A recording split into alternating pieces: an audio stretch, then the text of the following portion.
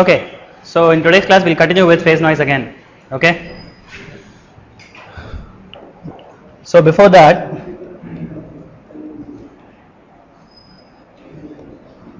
if you look at the LTI analysis, I think Siddharth was asking last class what happens if you consider the negative resistance of the tank. I don't know, did you have a chance to work it out by yourself? You did. It works out, right? I thought I'll just do that in class anyways. Okay.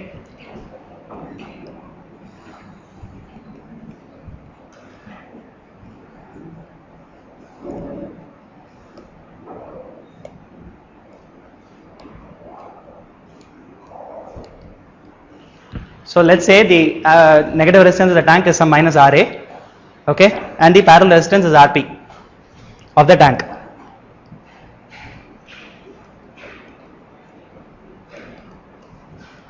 So you have some noise which is being injected into this, okay. So what happens is, right at the frequency of oscillation, you know the condition is your RP has to be equal to RA. That is the only way you have oscillations. However, if you move away a little bit from the center frequency, that won't be true anymore. Obviously, it were true. If it were true, you have an ideal LC tank, right? You won't have any problems. You won't have any noise. You won't have anything. Okay. So definitely that's not true. Okay. So in general, your R equivalent will be minus RA RP over RP minus RA. Okay. How about the value of this guy? Once you move a little bit further away, it will be a little bit greater than RP, slightly greater, not much greater, and that also depends on how far away you move, obviously. Okay.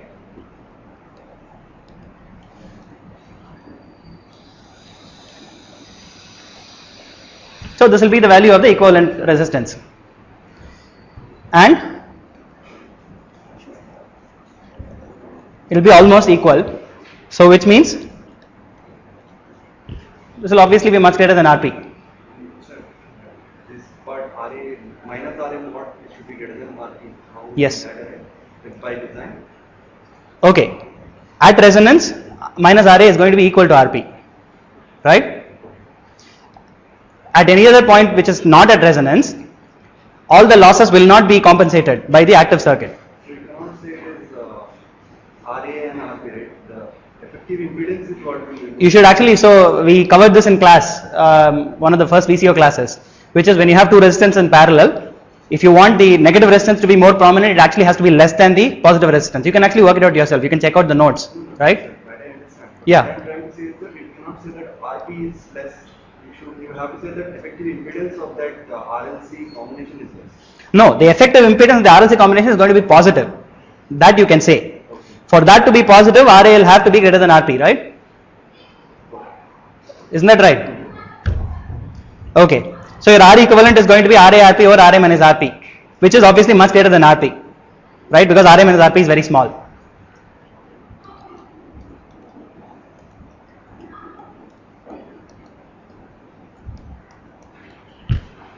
So you can define an equivalent Q, which is omega naught C times R equivalent, which is much larger than Q, the original Q. Okay.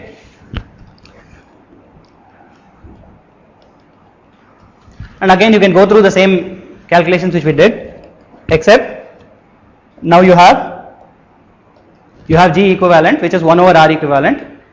So you can find out the admittance, right? G equivalent, the imaginary part stays the same.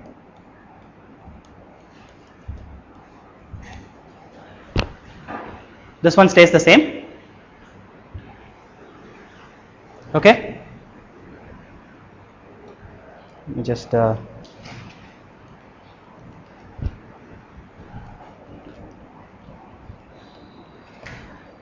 actually let's just do it this way.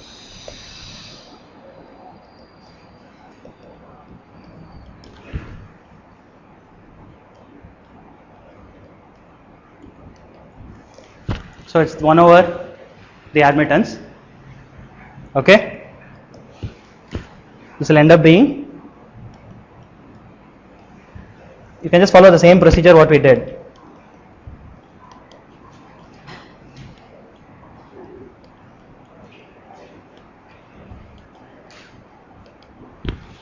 Right? This is what we did, except instead of R equivalent, we just had R.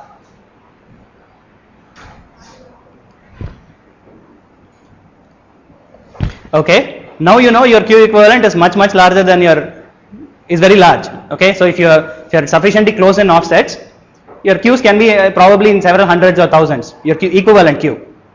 Okay, because a portion of the losses in the tank have actually been compensated for by the active circuit. Okay, so now this approximation that the second term is much larger than 1 is definitely valid. Okay, so now you can neglect this guy. Well, we should make it 0, just neglect it. Okay.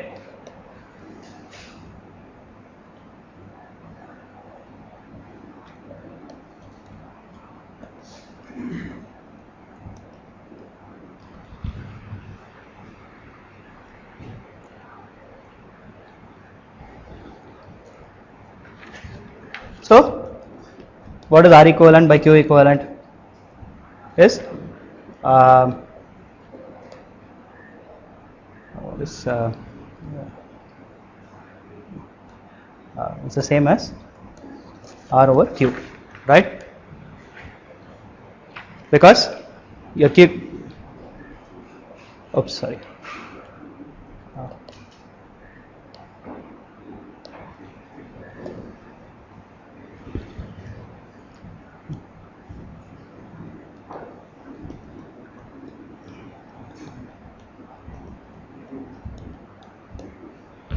Okay, so obviously your R equivalent or Q equivalent will be R over Q. Okay, so you end up getting the same term. And after this, it's pretty straightforward. You just proceed with the same thing. Okay.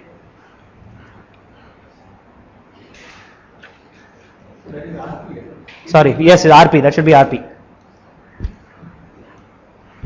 Okay.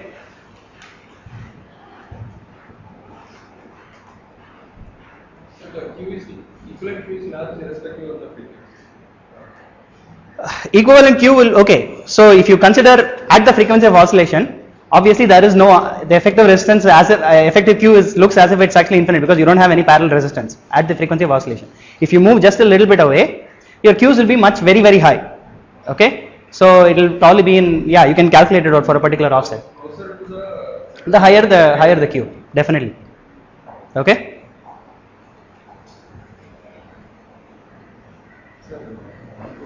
maybe I missed the research. You are making RA greater, modulus of RA greater than RP. So L and C cannot cancel out each other completely. So Why not?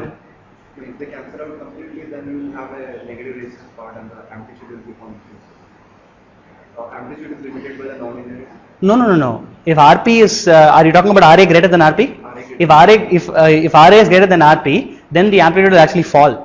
It won't increase. If you have minus RA and parallel with RP, and RA is mod of minus RA is greater than RP, your amplitude, the effective, you will get a positive resistance. You won't get a negative resistance. You can calculate it out. Okay. So the actual condition we want is actually that the negative resistance should actually be smaller than the parallel resistance of the tank. Okay. So now let's move on to the Hajime-Reilly model.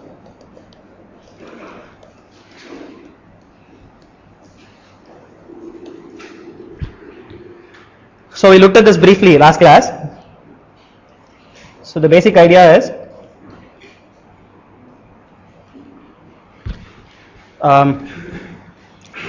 actually you don't even, so let's say,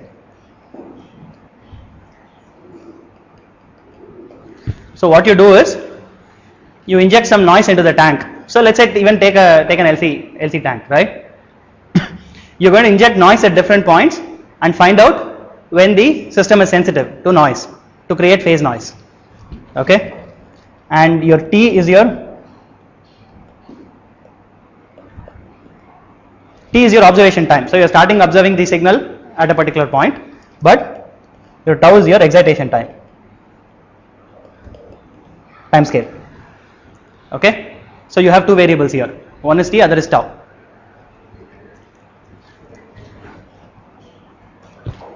So if you actually look at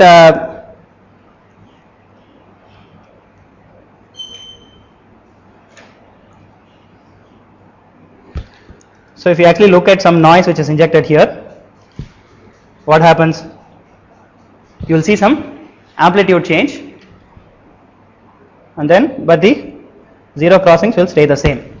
Okay, so any noise which is injected at the peak will not convert into phase noise. So in other words, your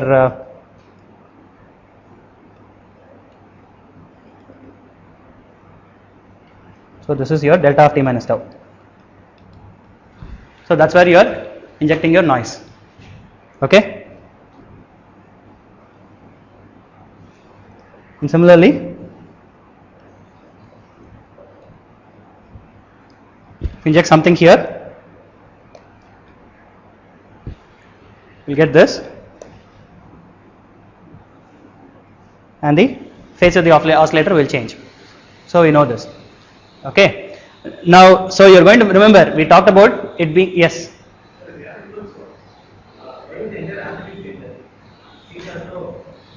So okay, so what will happen is for the immediate cycle the amplitude will change. Okay, eventually what will happen is because you have an amplitude limiting cycle, eventually it will come back to the right amplitude. Okay, in a few cycles depending on how strong that is.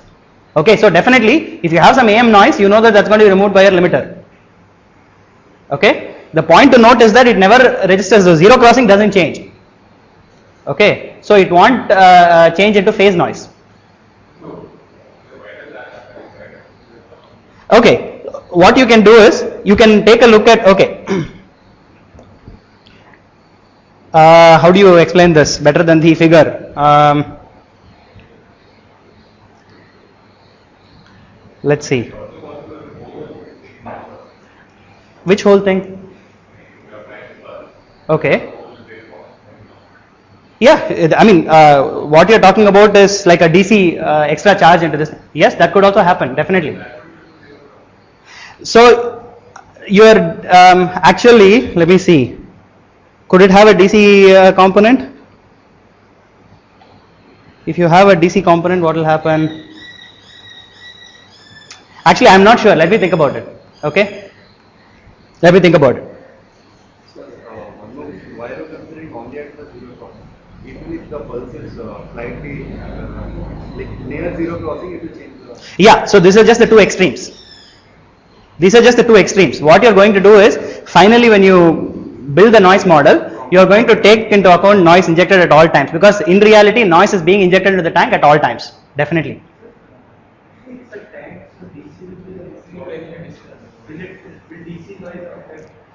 Well, the thing is the impedance of the tank at DC will be zero, okay, because of the inductor. That is definitely true. So you can, even if it won't create a voltage, even if you inject a DC current, that is true. It will all be bypassed through the tank, right? That is perfectly valid. Actually, the peak of the cycle capacitor is fully charged, and when you inject current, you will go to the capacitor and you will Yes, that's right. But in the zero crossing point, and inductor current is not, like current actually energy is stored in inductor. Yes. But there is a shift in, So there is a shift in what? and that's why there is no DC shift. That's why there's no DC shift here, is what you're saying. Because there is because the current is flowing through the it just adds a charge to the capacitor, is what you're saying. Because the you're saying the current through the inductor cannot change suddenly. Yeah, that is definitely another way to look at it. Yeah, definitely that's another way to look at it.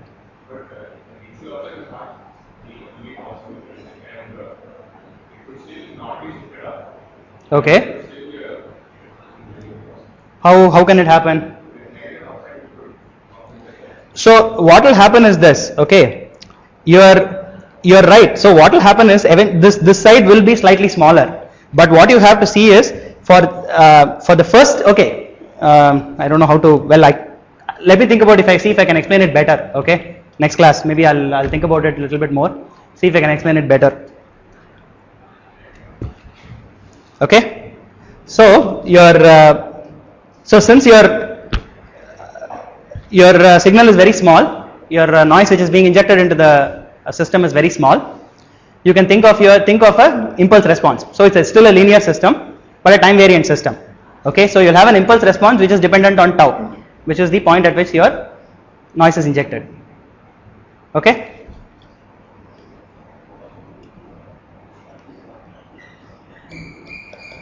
So you can define the impulse response. So what you're going to do is you're going to define it in terms of couple of parameters.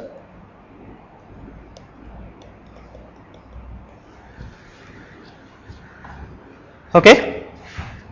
So at t minus tau you're applying the impulse, right? So what you're going to do, so you define something called the impulse sensitivity function, which is normalized by dividing with Qmax. Okay. So what you want to do is find something which you can compare across different circuits. So that's why you're trying to normalize it. Okay.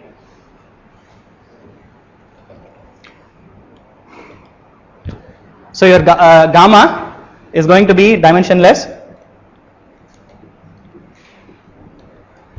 Okay, and it's going to be periodic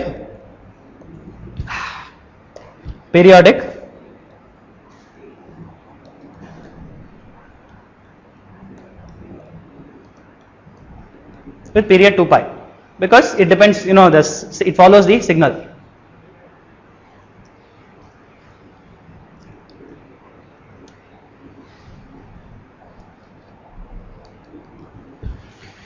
So now you can write your phi of t, which is your total phase, which is just the impulse response times your excitation, which is your current noise. Okay.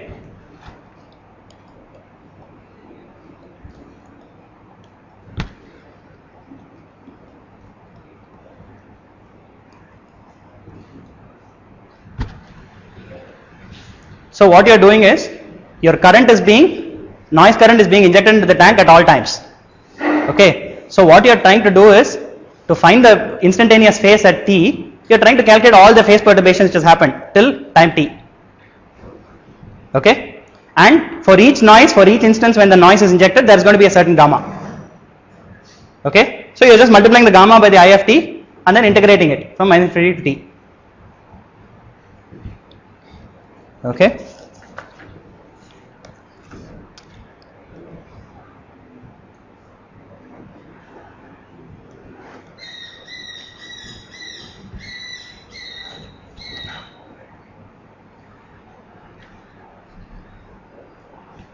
Yeah.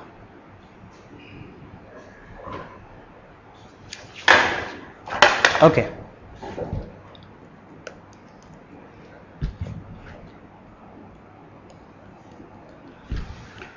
So since gamma is periodic, you can also split it into the Fourier series, decompose into the Fourier series components.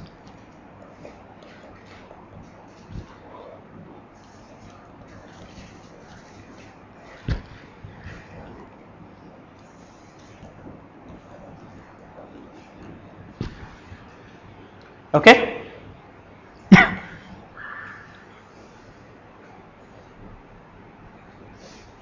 So you have the DC component and components at all frequencies.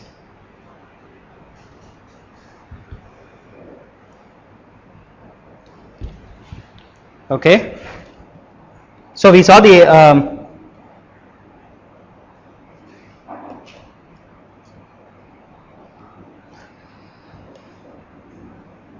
so let's do a couple of things. Just for example, we'll look at the gamma for an LC oscillator and a ring oscillator. Okay, we'll see what it looks like. So the way you find, okay, so the best way to find gamma is actually by simulation. Okay, so you take an LC tank or an LC oscillator and keep injecting small pulses. Okay, make sure you inject small enough pulses such that linearity still holds. Okay, and then you find out the change in the output phase. That itself will tell you what gamma is. Okay, so that is the best way, the most accurate way, best way. Okay, there are some analytical techniques. Typically for very common signals, it will usually actually be, if you have V0 of t, it will usually be dV0 by dt. Okay, usually, or something proportional to that.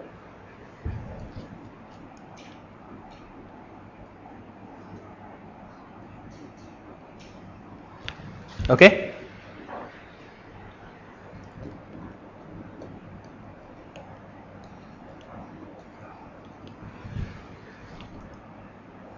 So let's.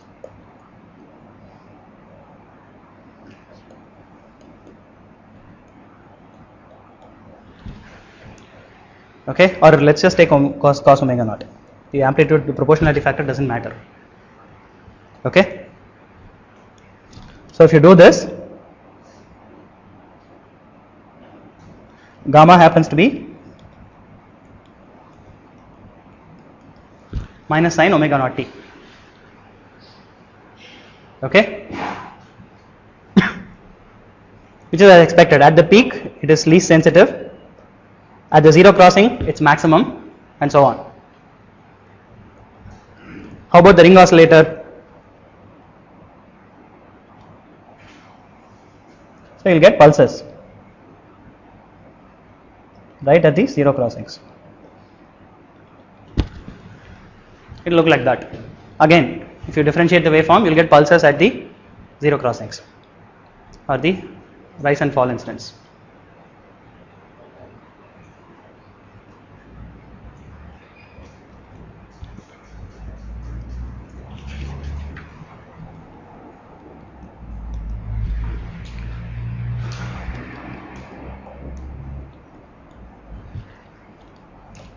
So now we put in gamma into the Fourier series expression into the phi of t expression.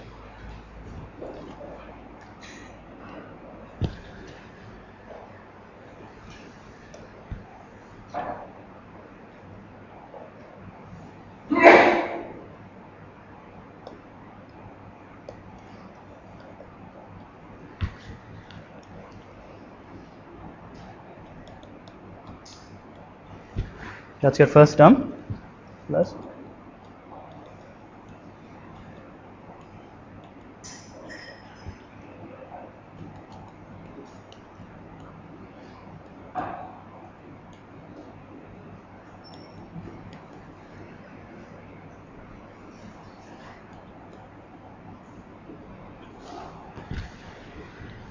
okay.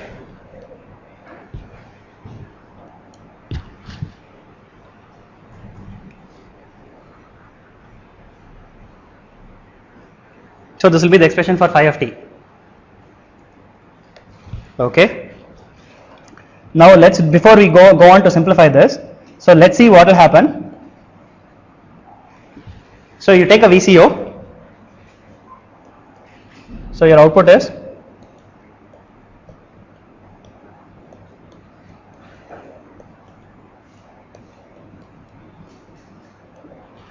this, right? For the VCO. Now let's assume you have some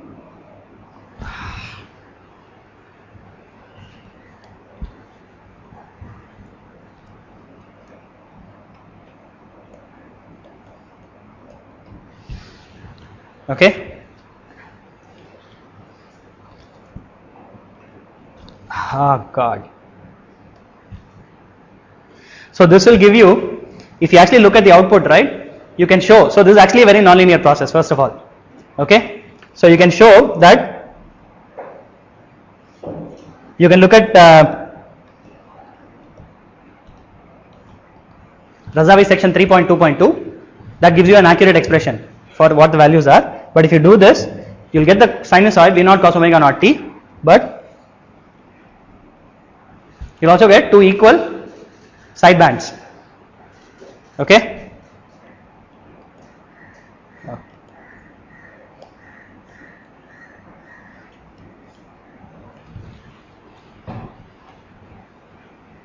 Okay, at a spacing omega m, and this is valid for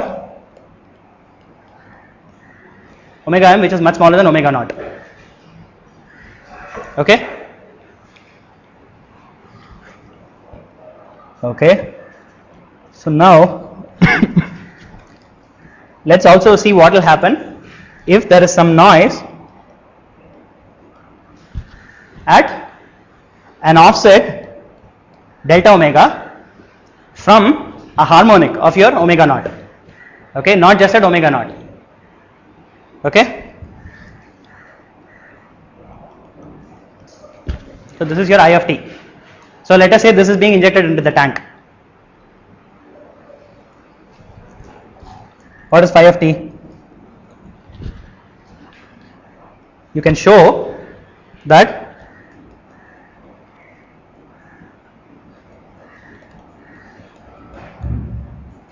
over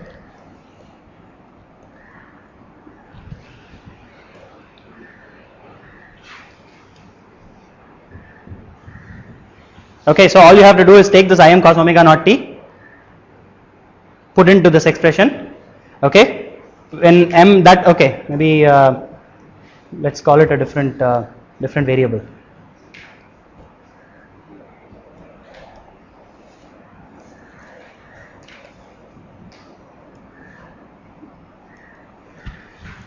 Okay,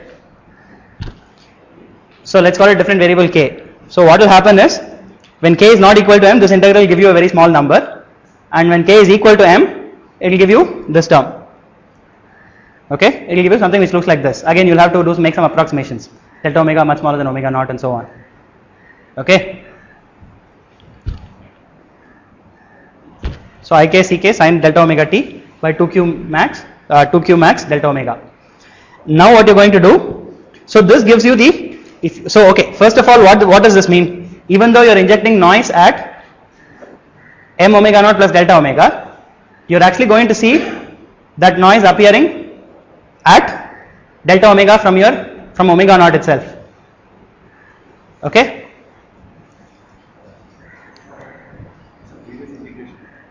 Sorry. The integration. Yes. Like cos and omega naught should put out. Last. Yes. Should it? Gamma of omega naught. What did we have? Did we have gamma of omega tau? Yeah. So there should be omega tau. Yeah. Thanks.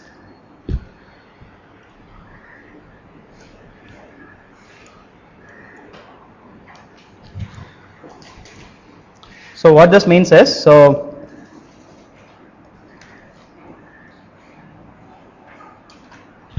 in general your noise profile is going to look like this, okay, versus omega. So let's say here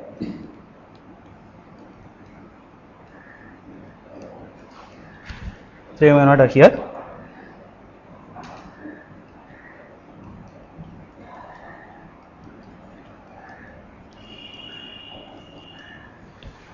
Okay, so this is of course delta omega. Each of these is delta omega. So what you'll see is, let's call this In of f.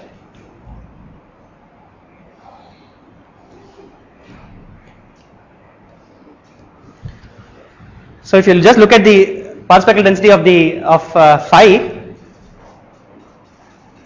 so you'll just get something here. Okay, and at delta omega you'll see components from all of these guys. Okay, luckily it happens that your Cm is going to die out as omega increases. Okay, so for any real system that's true. For a physical system, I mean that's a good approximation. So typically what you'll have to see is you'll have to take into account maybe only a few harmonics, maybe 5, 10, 15 harmonics. Okay.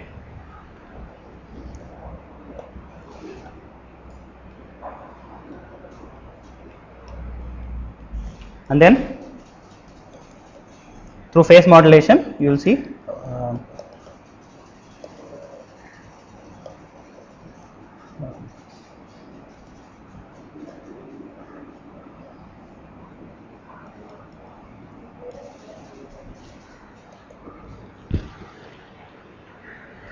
and here again.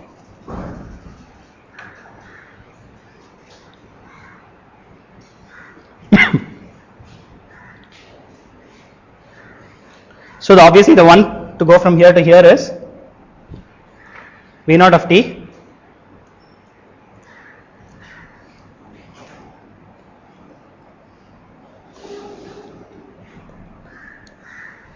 That's how you get from here to here, right? That's your phase modulation.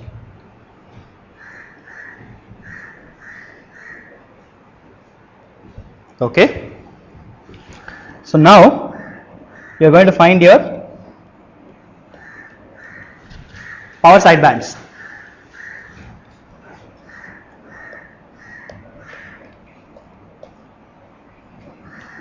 So if you just take the case of, let's say, ik cos k omega naught t plus delta omega, you can do the same narrowband approximation and show that the power is ik squared ck squared over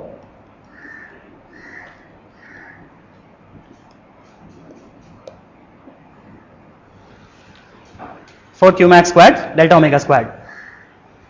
Okay.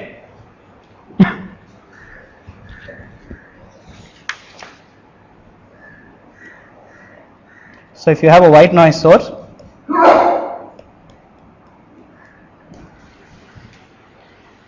so let's assume you have IN over delta F, right, which is 4 kTr, something like 4 kTr.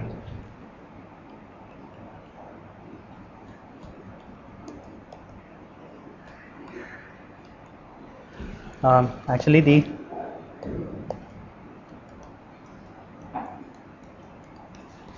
times, you'll have to sum up all the noise currents from everywhere, from all frequencies.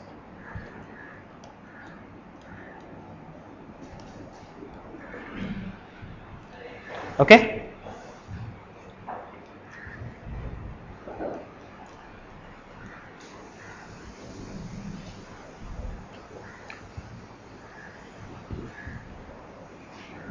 Okay. Now let's say your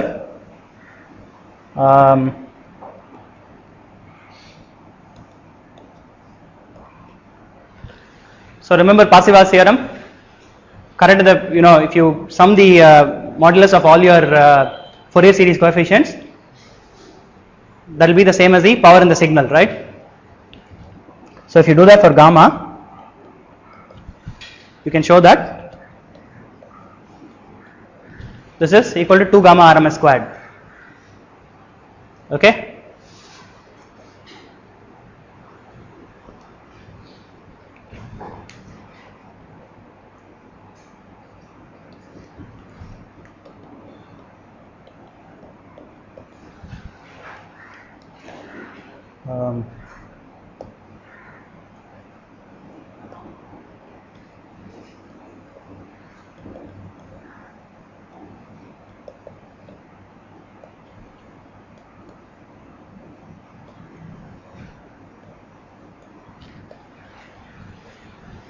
Okay, 2 q max squared delta omega squared.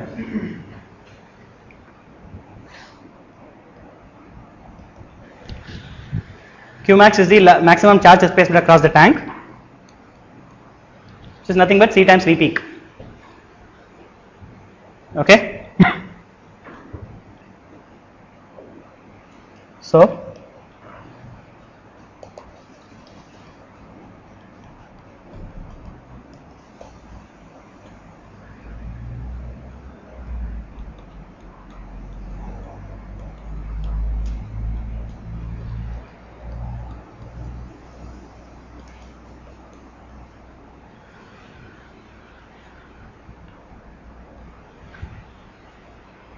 okay, so this is the general expression for the phase noise at an offset delta omega.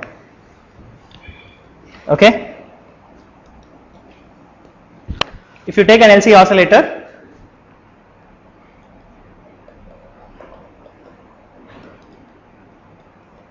we saw this, right? It's minus sine omega naught t if your signal is cos omega naught t.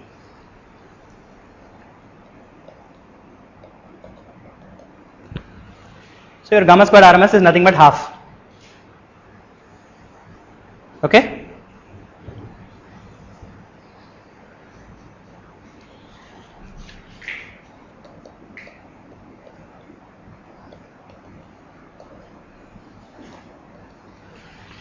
So let's take the case of what we did with the LTI and see if we get the same answer, right? First of all, this is IN squared. 4 kTg. Okay. L of delta omega is 10 log In squared, which is 4 kTg, In squared of delta f, which is 4 kTg, gamma squared RMS is half by 2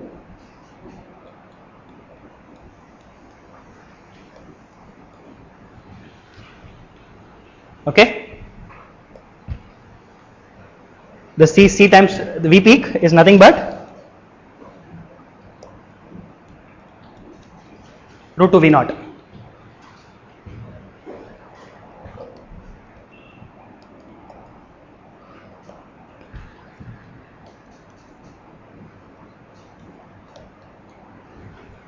Ah.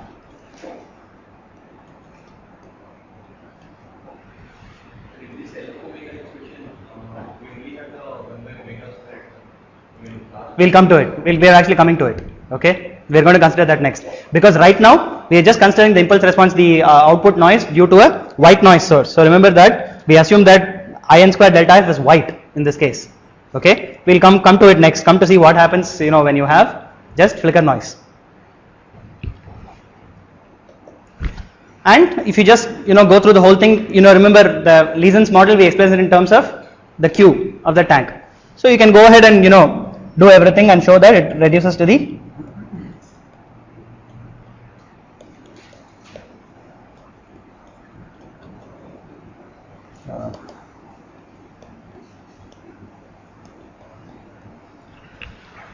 same thing. All you have to do is multiply and divide by omega naught, okay, and then multiply and divide by r. So omega squared r squared c squared will give you q squared, right? So that's how you get this. Okay, it's pretty straightforward. So definitely it looks like, at least for the, as far as thermal noise goes, it's pretty similar to the linear system. Okay.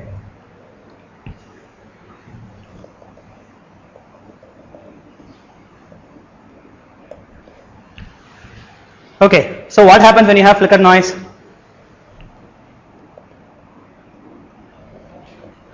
So you can express your flicker noise in terms of the flicker noise corner, okay, which is 1 over omega f by omega 1 over f by delta omega. You can express your flicker noise in terms of this at an offset delta omega, at any frequency delta omega, okay.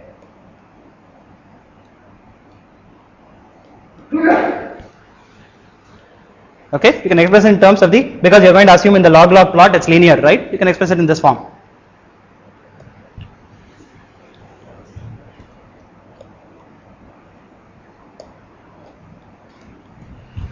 What is your L of delta omega? Is your 10 log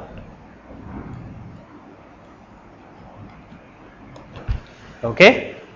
So now as far as flicker noise goes, it's only around DC, okay. There is no flicker noise in and around n times omega naught. So the only term you get here is C naught squared, which is the DC. C naught by 2 is the DC of your ISF.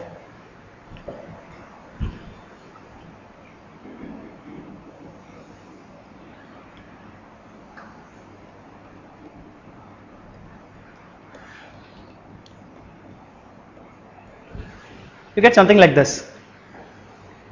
Okay, this is your In squared times omega IF or delta omega is your 1 over f noise. C naught squared by C naught by 2 the whole squared gives you C naught squared by 4 times 2 q max squared delta omega squared.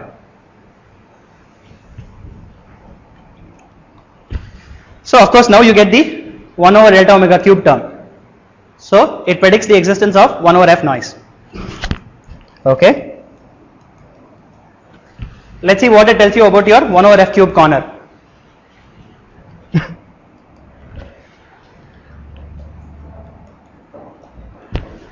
It's 1 over f times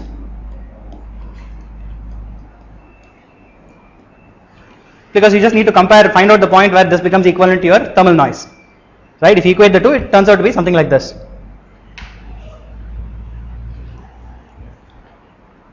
So this is basically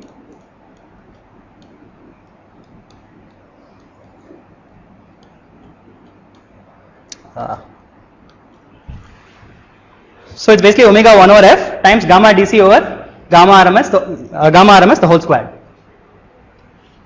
Okay. So what does this tell you? First of all, if you have a device with a certain 1 over f corner, the 1 over f cube corner is not going to be the same as the 1 over f corner. It is going to be some multiple of that. And typically, as it turns out, it's going to actually be smaller than the 1 over f corner. Okay. So what else do you know?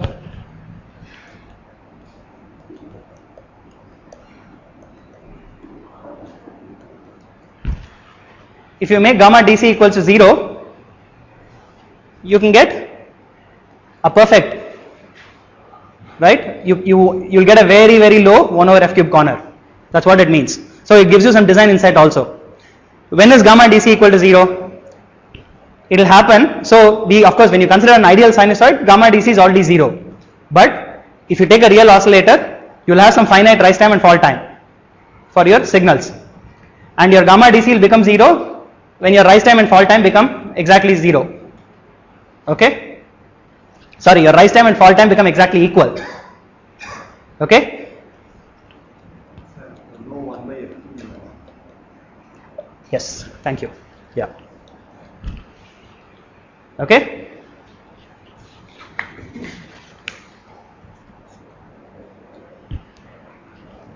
Okay. So let's take two of the oscillators which we have studied. They're both cross coupled, but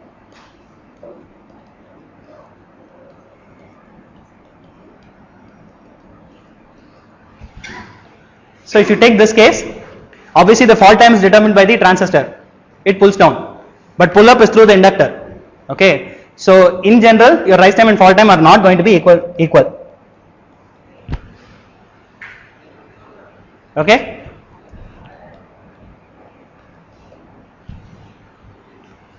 However, if you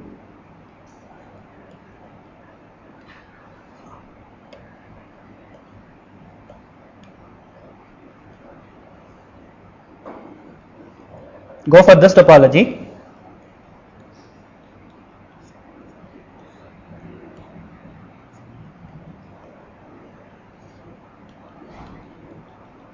okay, the complementary topology, you can size, WP and WN such that you can get very symmetrical rise and fall times, and you can try to make gamma DC very, very small.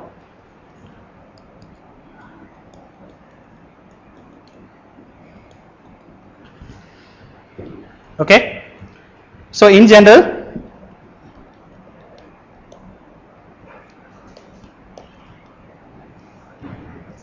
your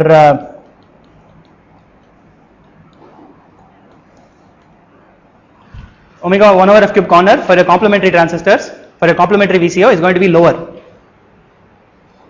okay, than your cross coupled NMOS. So this is one of the motivations for using a complementary. Of course, the other motivation is that for a given RP and bias current, it actually gives you twice the amplitude. But we'll see if that really helps or hurts you. Next class we'll try to go into some of the VCO design, what all you need for designing the VCO, some of the procedures, and you'll see that maybe that's not all, okay, there is to it. Okay, so you got the 1 over f cube, you got the 1 over f squared. How about the flat noise? Right?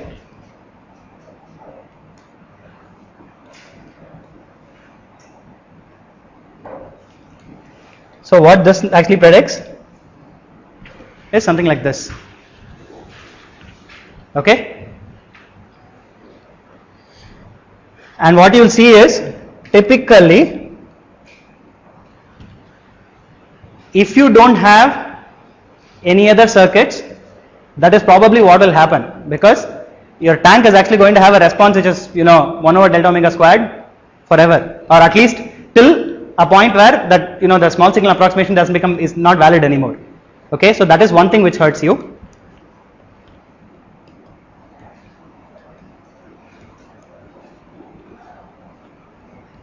But probably much before that, what you will hit is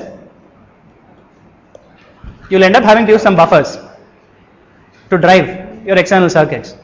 Okay, those buffers will end up having a thermal noise floor at the output.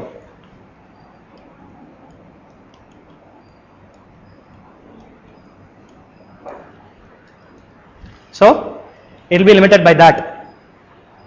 Okay.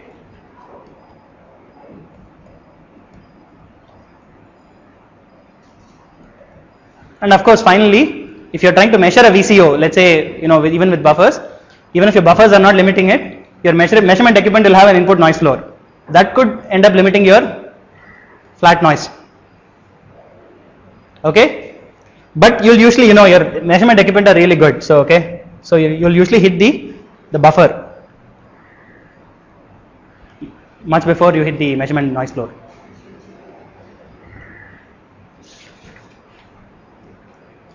Okay, so let's stop here for today, and we'll continue on Monday with the VCO design again. So I thought I can finish off this class, but I just wanted to go through the LTV noise theory, and then what we'll do is we'll cover some, I guess, each component of the VCO. We have not looked at the VCO bias. We have not looked at we looked at the varactor, but we didn't look at other things. So we'll probably have enough things to do on Monday about the VCO.